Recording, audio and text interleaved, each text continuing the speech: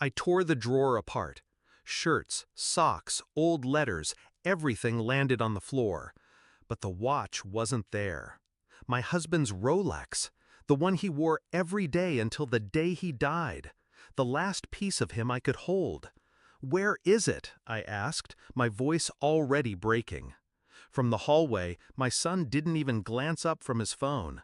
"Stop whining, Mom. It's already sold. I needed that money for my trip." The words hit harder than any slap. Sold. Just like that. No shame, no hesitation. He walked out of the room humming, while I stood frozen among the wreckage of memories he had just stripped from me. I remember when my husband gave me that watch. It was our anniversary. He slipped it off his wrist, grinning like a boy, and said, "This will outlive me. Keep it close, and you'll always know where I am." He was right.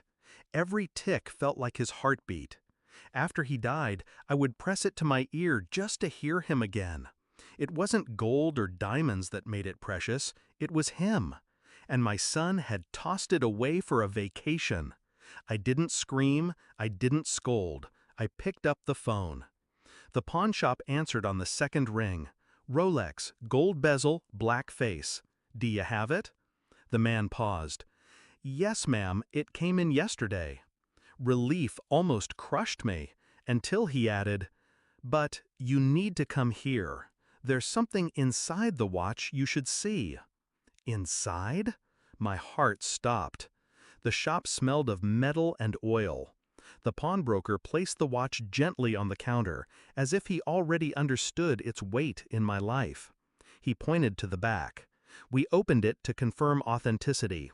Found this, a folded piece of paper, thin as tissue, sealed inside the casing. My hands trembled as I opened it. It was my husband's handwriting.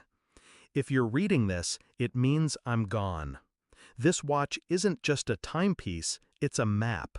I left something for you, something only you will understand. Trust no one, especially him." And beneath the note, coordinates. My breath caught. My husband had left me more than memories. He had left me a secret.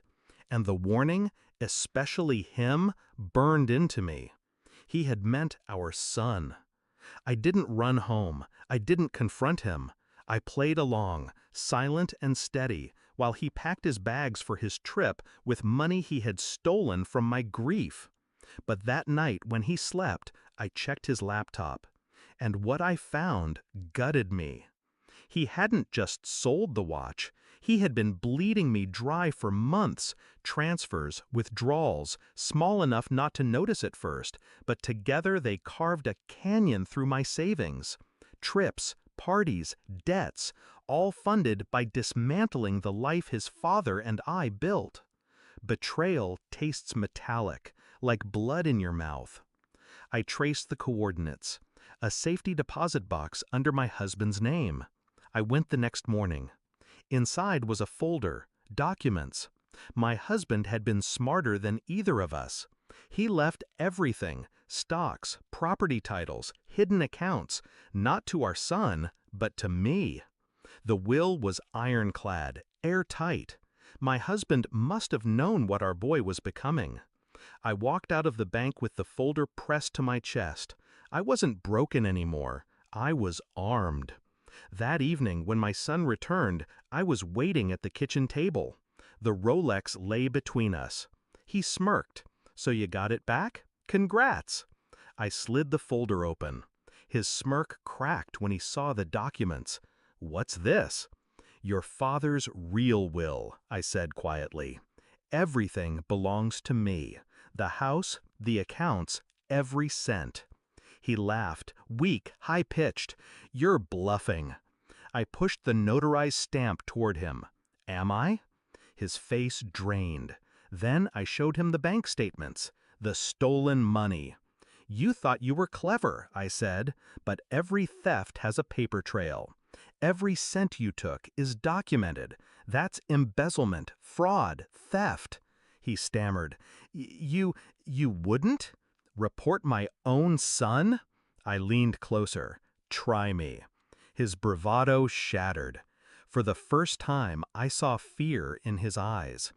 The next morning, I froze the accounts, cut off his cards, changed the locks. When he came back pounding on the door, demanding entry, I slid the Rolex across the threshold. "That's all you get," I told him. "Not because you deserve it, but because your father wanted you to remember time runs out." The door shut on his screams. Now the house is quiet again. The watch ticks steadily by my bedside, but I don't press it to my ear anymore. I don't need to. I hear my husband in every corner of this home, in every victory he left me. My son thought he could strip me down to nothing. Instead, he revealed what my husband always knew, that strength isn't given, it's uncovered. And I uncovered mine when he tried to bury me.